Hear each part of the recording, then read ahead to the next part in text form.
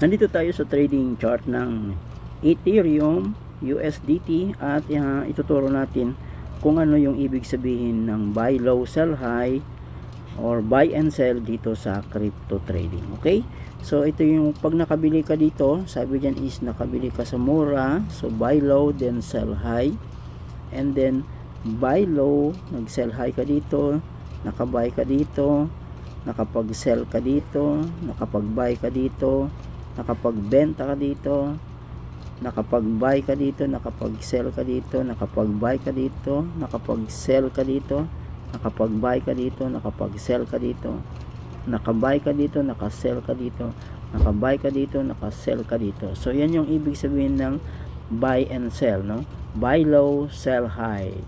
Kaya follow for more and subscribe to my YouTube channel para matuto kayo.